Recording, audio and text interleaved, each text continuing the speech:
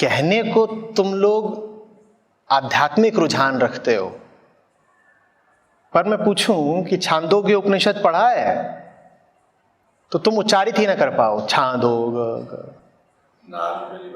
नाम ही पहली बार सुना है, पर सीक्रेट्स तुमको तुरंत पता है। मैं कहूं बृहदारण्यक उपनिषद पढ़ा है तो तुम्हें 2 दिन लगेंगे लिख पाने में कि बोल क्या दिया इन्होंने। और इधर उधर की जितनी व्यर्थ की बिल्कुल फालतू किताबें हैं वो तुमने एकदम चाट ली हैं।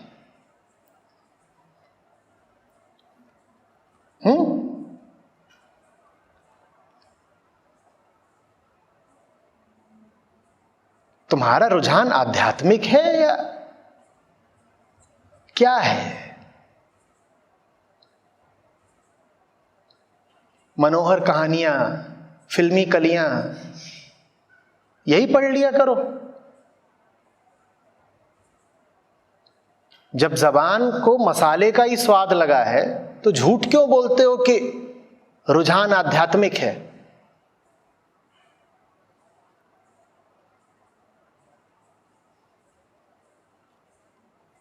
मैं पूछूं धम्मपद पढ़ा है? बगले झांकोगे। मैं कहूं अपरोक्ष अनुभूति पढ़ी है? नींद आ रही है। इधर उधर का सब मसाला इकट्ठा कर लाए हो। सत साहित्य पढ़ो। अध्यात्म वासनाओं की, कामनाओं की पूर्ति के लिए नहीं होता कि जो चाहते हो बच्चा मिलेगा। लॉ ऑफ अट्रैक्शन, आंख बंद करके प्रियतमा का ध्यान दो, वो खिंची चली आएगी। ये क्या है? बंगाली टोना टोटका है? वशीकरण मंत्र है? लॉ ऑफ अट्रैक्शन, क्या अट्रैक्ट करते हो अपनी ओर? परमात्मा तो ऐसे चला नहीं आएगा ना। तुम उसका इस्तेमाल सत्य को आकर्षित करने के लिए करते हो। इस तथाकथित लॉ का तुम प्रयोग करोगे भी तो किस लिए करोगे? पहली बात तो कोई इसका प्रयोग हो नहीं सकता, और तुम इसका प्रयोग करना भी चाहोगे तो किस चीज के लिए करोगे? अपनी वासनाओं की पूर्ति के लिए ही तो करोगे कि मैं जो चाहता हूं मुझे वो मिल जाए। क्या अट्रैक्ट करना चाहते हो तुम? वही सब चीजें ना जो तुम्हें लुभाती हैं, जो तुम्हें आध्यात्मिक उन्नति भी तो चाह सकते। आध्यात्मिक उन्नति में क्या चाहोगे? क्या मिले तुम्हें? किस चीज को अट्रैक्ट करना चाहते हो स्वयं की तरफ? समाधि लग जाएगी। समाधि चल के आएगी तुम्हारे पास? समाधि आएगी क्या तुम्हारे पास? या तुम्हें मिटना होता है? लॉ ऑफ अट्रैक्शन कहता है तुम खड़े रहोगे, जो तुम्हें चाहिए वो तुम्हें मिल जाएगा। और समाधि का मतलब होता है तुम खड़े नहीं रहोगे, तुम खत्म हो जाओगे। और ये सब फिजूल बात इसीलिए कर पा रहे हो क्योंकि पतंजलि का नाम भी नहीं सुना, बस नाम ही बस सुना है।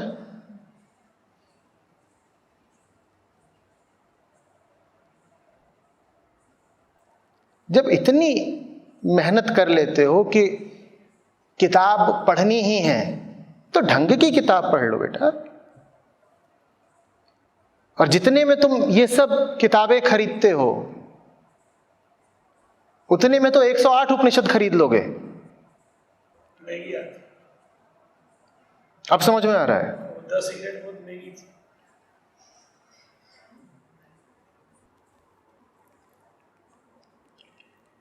उसमें तुमने कीमत यही बस नहीं अदा करी है कि जेब से पैसे दिए हैं। जो जिंदगी अंधेरे में डुबो ली है वो ज्यादा बड़ी कीमत है ना। इतना ही बस कहने से काम नहीं चलेगा कि ये फालतू की किताबें महंगी भी बहुत आती हैं। वो तुमको दोनों तरह से लूटती हैं, तुम्हारी जेब भी खाली करती हैं और तुम्हारी जिंदगी भी कचरे से भर देती हैं।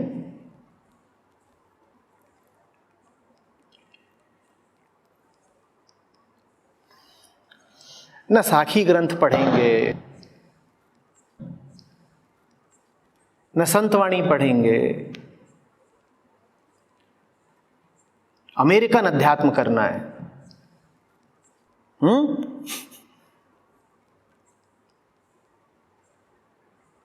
ये भी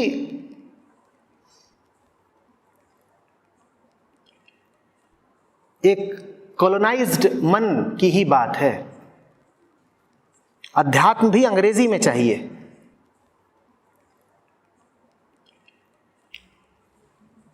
अब ये देसी नाम है, कौन इनके पीछे जाए? गरीबदास, दादू दयाल, नाम ही ऐसे लगते हैं कि इनसे कुछ मिलेगा ही नहीं। हाँ, कौन इनकी सुने? ये कैसे संत है? अब संत रैदास थे, वो बेचारे जूते बनाते थे, उनकी कौन सुनना चाहता है? कूल नहीं है मामला।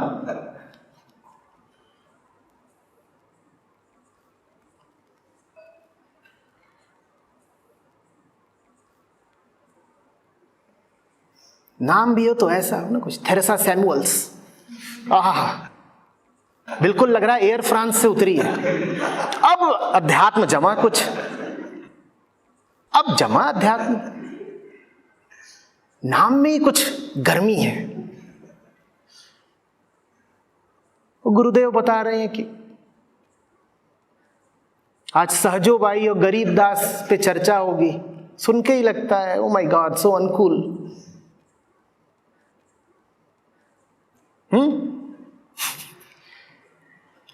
मीराबाई,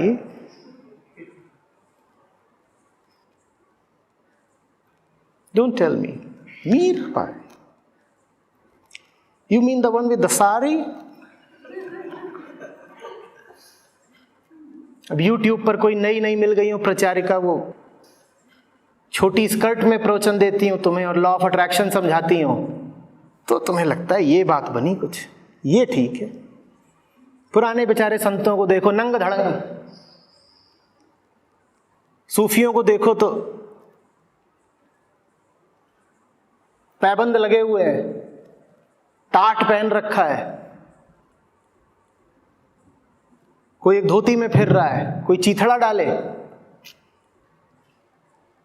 अब ये महत्वाकांक्षा का युग है, द एज ऑफ एस्पिरेशन। अच्छा ही नहीं लगता वैसे लोगों की बात सुनना जो बेचारे नंग धड़ंग फिरते थे। तो आज तुमको जो आध्यात्मिक गुरु भी चाहिए, वो ऐसा चाहिए जो मस्त कपड़े पहनता हो, कपड़े ही कपड़े, पूरे दुकान लेके चलता हो, इतना बड़ा थान पूरा डाल रखा अपने ऊपर।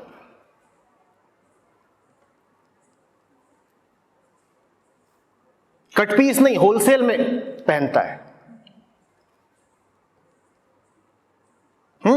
गाड़ी भी उसकी बड़ी होनी चाहिए।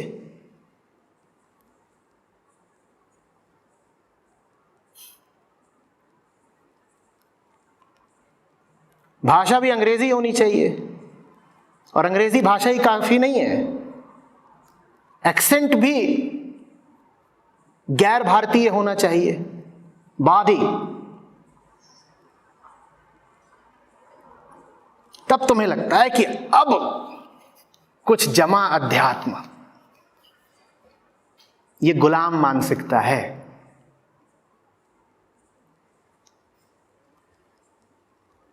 अंग्रेजों से, पाश्चात्य जगत से इतने दबे हुए हो कि अध्यात्म में भी तुमने वही सब घुसेड़ लिया। गुरु भी तुमको चाहिए जो अंग्रेजी बोलता हो,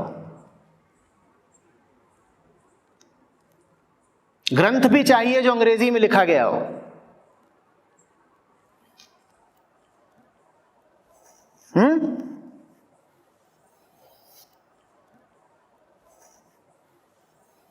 ब्रज, अवधि, इनमें भजन हो तो तुम उन्हें छुओ नहीं। अब करोगे क्या? संत साहित्य तो खड़ी बोली में कमी है, वो तो इन्हीं भाषाओं में है, और तुम कहते हो ये तो भाषाएं ही पिछड़ी हुई भाषाएं हैं, इनको तो हम छूना ही नहीं चाहते। फ्रेंच में भजन मिलेगा क्या?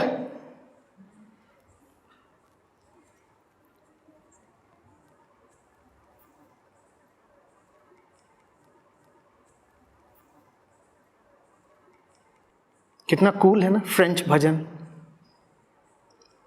जब हर चीज इंपोर्टेड ही अच्छी लगती है तो गुरु और ग्रंथ भी इंपोर्टेड ही चाहिए।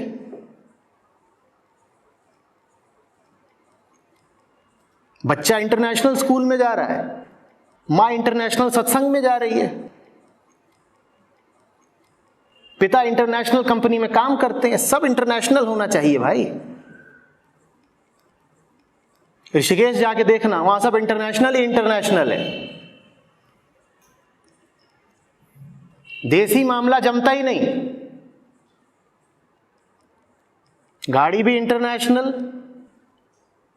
बीवी भी इंटरनेशनल, कपड़े भी इंटरनेशनल, नौकरी भी इंटरनेशनल, तो फिर गुरु और ग्रंथ भी इंटरनेशनल ही चाहिए।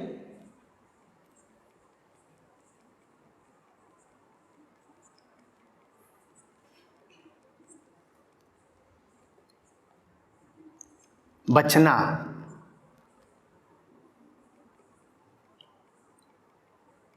बच सकते हो तो बचना।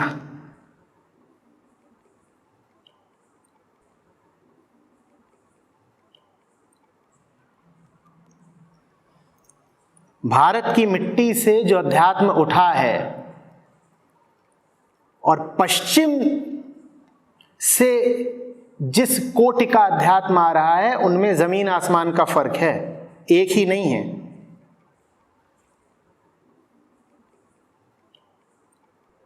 मैं यहां तक कहने को तैयार हूं कि ध्यान और मेडिटेशन एक ही नहीं है।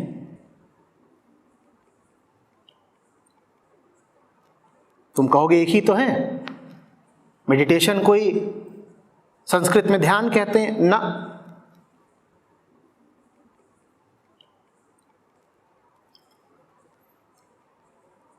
भक्ति और डिवोशन एक नहीं है। भक्ति के लिए कोई शब्द ही नहीं है पाश्चात्य भाषाओं में। भारतीय अध्यात्म गुरु के बिना शुरू भी नहीं होता, और पश्चिम में गुरु के लिए कोई शब्द ही नहीं है। टीचर है, मास्टर है, गुरु के लिए कोई शब्द ही नहीं है। बताओ कैसा अध्यात्म। प्रेम तक के लिए पश्चिम के पास कोई शब्द नहीं, उनके पास है लव, जिसका संबंध लोभ से है, प्रेम से नहीं।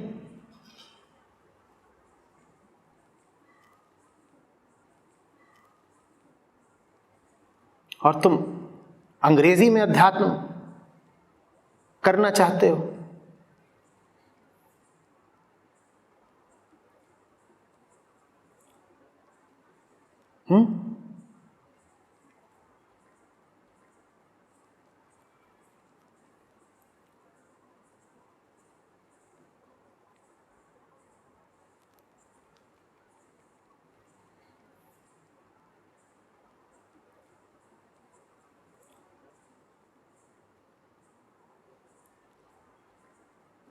जिनकी संस्कृति में न प्रेम है, न गुरु है, न भक्ति है, न ज्ञान है,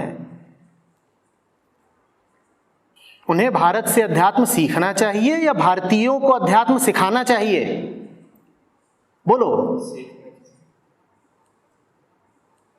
पर बहुत भारतीय ऐसी गुलाम मानसिकता के शिकार हैं कि जैसे वो पश्चिम से सब कुछ सीखने को तैयार है, वैसे ही अध्यात्म भी सीखने को तैयार है।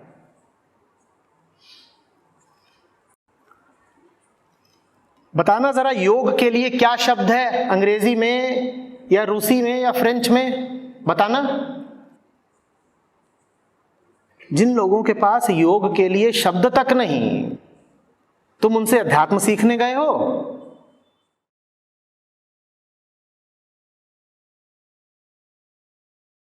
लगातार सही चुनाव करते चलो तो एक बिंदु ऐसा आता है जब चुनाव करने की जरूरत नहीं रह जाती।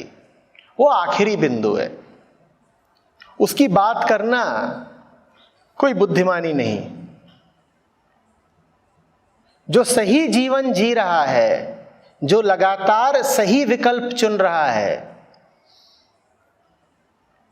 उसको पुरस्कार ये मिलता है कि सही विकल्प चुनते चुनते चुनते चुनते वो निर्विकल्प हो जाता है। गलत अब उसके लिए विकल्प के तौर पर बचता ही नहीं। ये चॉइसलेसनेस है, ये निर्विकल्पता है। निर्विकल्पता बहुत दूर की बात है। निर्विकल्पता में प्रवेश कर सको तुम, उससे पहले तुम्हें हजारों बार, अनंत बार सही विकल्प को चुनना होगा। तो बहुत काम का प्रश्न नहीं है कि निर्विकल्पता कैसे सधे। काम का प्रश्न है कि जिंदगी बार बार चौराहों पर खड़ा कर देती है, विकल्प ही विकल्प दिखाती है, सही विकल्प कैसे चुने। प्रतिपल तो जीवन में चुनाव करने पड़ते हैं, सही चुनाव कैसे करें, ये ज्यादा सार्थक सवाल है। ये सवाल करो।